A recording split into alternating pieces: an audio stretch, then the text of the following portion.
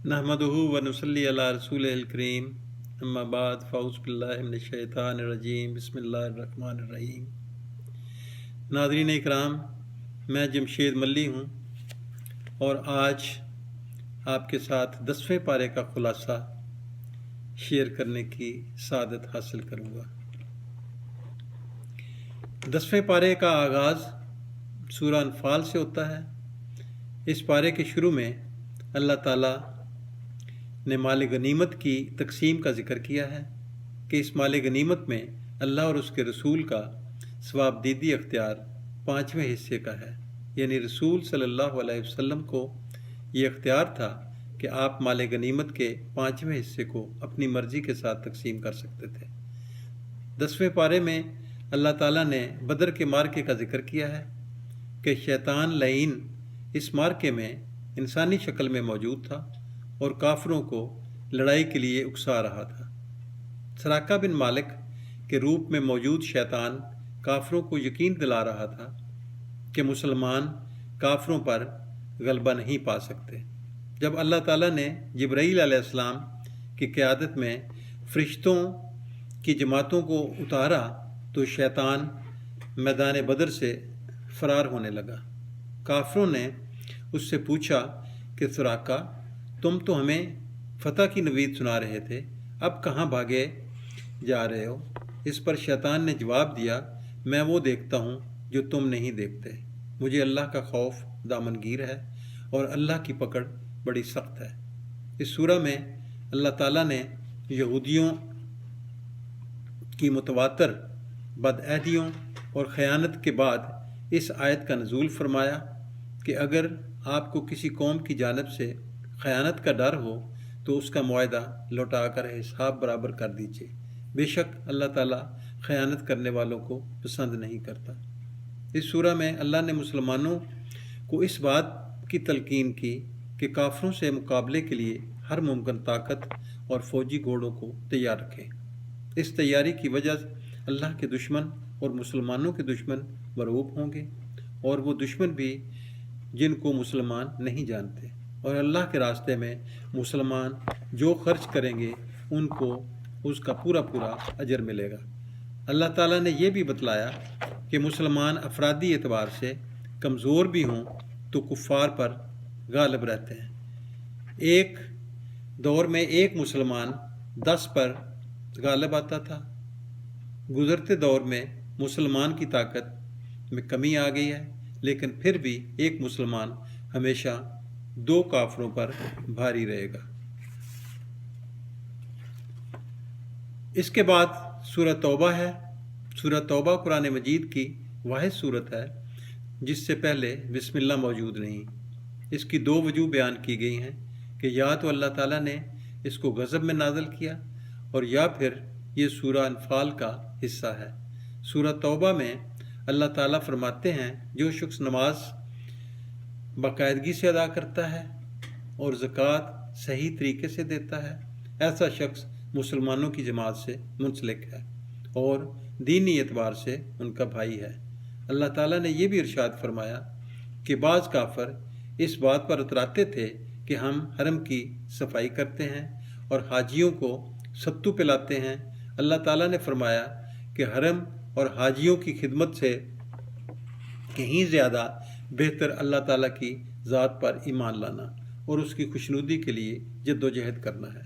अल्लाह ताला ने मुसलमानों को तंबीह करते हुए कहा है कि अगर तुम्हारे बाप, तुम्हारे बेटे, तुम्हारे भाई, तुम्हारी बीवियां, तुम्हारे कबीले, तुम्हारे माल जो तुम इकट्ठा करते हो, तुम्हारी तिजारत जिसके नुकसान से तुम डरते हो और घर जिनमें रहना तुम्हें मरगूब है, तुमको अल्लाह और उसके रसूल सल्लल्लाहु अलैहि वसल्लम के रास्ते में किए जाने वाले जहाद से ज़्यादा पसंद हैं, तो इंतज़ार करो जब तक कि अल्लाह का फ़ैसला नहीं आ जाता।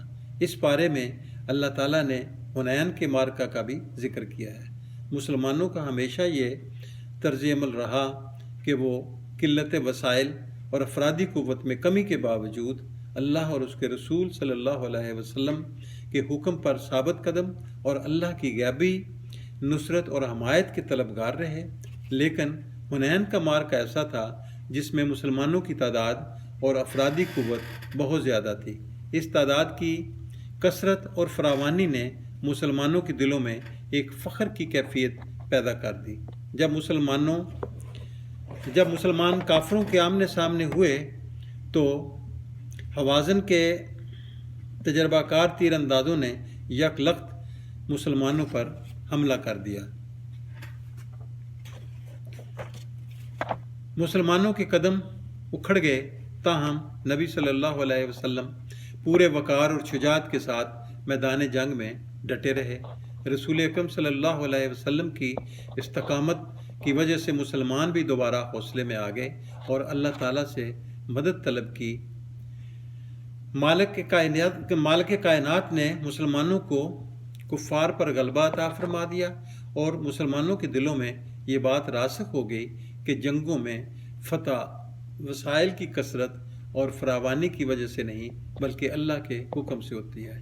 اس پارے میں اللہ تعالیٰ نے یہودیوں اور نصرانیوں کے برے عقیدے کی مذمت کرتے ہوئے ارشاد فرمایا کہ یہودی ہرزہ سرائی کرتے ہیں کہ عزیر علیہ السلام اللہ کے بیٹے ہیں، اور عیسائی ہرزہ سرائی کرتے ہیں کہ جناب عیسیٰ علیہ السلام اللہ کے بیٹے ہیں۔ اللہ تعالیٰ ارشاد فرماتے ہیں یہ باتیں انہوں نے اپنی طرف سے گھڑی ہیں اور اللہ کی ان پر مار ہو جو یہ جھوٹ بولتے ہیں۔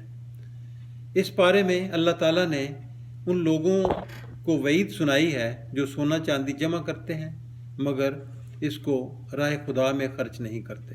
قیامت کے دن سونے اور چاندی کو آگ میں پگھلانے کے بعد ان کے پیشانیوں کو، پہلوؤں کو اور پشتوں کو داغا جائے گا اور کہا جائے گا کہ یہ اس چیز کی سبب ہے جو تم اکٹھا کرتے تھے، بس اکٹھا کرنے کا مزہ چکھ لو۔ اس پارے میں اللہ تعالیٰ نے مصارف زکوٰۃ کا بھی ذکر کیا کہ زکوٰۃ کے 8 مصارف ہیں۔ اس پر فقیروں کا حق ہے، مساکین کا حق ہے، زکوٰۃ اکٹھی کرنے والوں کا حق ہے، اسلام کے بارے میں نرم گوشہ رکھنے والوں کا حق ہے، قیدی کا حق ہے، تاوان کے تلے دبے ہوئے لوگوں کا حق ہے، مسافر کا حق ہے، اور اللہ کے راستے میں اس کو خرچ کرنا چاہیے۔ اللہ تعالیٰ نے کہا کہ منافق مرد اور عورت ایک دوسرے میں سے ہیں، اور یہ بھی بتلایا کہ مومن مرد اور مومن عورتیں ایک دوسرے کے مددگار ہیں، یعنی غلط عقائد اور اعمال والے لوگ ایک دوسرے کے ساتھی اور صحیح عقائد اور اعمال والے لوگ ایک دوسرے کے ساتھی ہیں۔ ناظرین کرام، اس پارے میں اللہ تعالیٰ نے اپنے نبی صلی اللہ علیہ وسلم کو اس بات کی تلقین کی کہ انہیں کافروں اور منافقوں کے ساتھ جہاد کرنا چاہیے۔ کافروں کے ساتھ جہاد تلوار کے ذریعے اور منافقوں کے ساتھ دلائل کے ذریعے ہوتا ہے۔ اس پارے میں اللہ تعالیٰ نے بعض منافقین کے اعمال کا ذکر کیا ہے کہ انہوں نے اللہ سے وعدہ کیا کہ اگر اللہ تعالیٰ ہمیں مال دے گا تو ہم اس کے راستے میں خرچ کریں گے۔ جب اللہ تعالیٰ نے ان کو مال دے دیا تو وہ بخل کرنا شروع ہو گئے۔ اللہ تعالیٰ فرماتے ہیں کہ اس نے ایسے لوگوں کے دلوں میں نفاق لکھ دیا اس دن تک جب ان کی اللہ کے ساتھ ملاقات ہوگی۔ اس سورہ میں اللہ تعالیٰ نے غزوہ تبوک کے موقع پر فتنے کا عذر پیش کر کے پیچھے رہ جانے والے اس منافق کا بھی ذکر کیا جس نے کہا تھا کہ روم کی خوبصورت عورتیں دیکھ کر مجھ سے صبر نہیں ہو سکے گا اور میں فتنے میں مبتلا ہو جاؤں گا۔ رسول کریم صلی اللہ علیہ وسلم نے اس کو رکنے کی اجازت دی تو اللہ نے واضح کر دیا کہ در حقیقت یہ بہانہ بنا کر پیچھے رہنے والے لوگ فتنے کا شکار ہو چکے ہیں اور اللہ نے جہنم کو منکروں کے لیے تیار کر دیا ہے۔ اللہ تعالیٰ ہمیں 10ویں پارے میں بیان کردہ مضامین کو سمجھنے اور ان سے نصیحت حاصل کرنے کی توفیق عطا فرمائے۔ وآخر دعوانا ان الحمد للہ رب العالمین۔ ناظرین، اگر چاہیں تو اس ویڈیو کو اپنے دوستوں کے ساتھ بھی شیئر کریں تاکہ سب کا فائدہ اور بھلا ہو۔ شکریہ۔ اللہ حافظ۔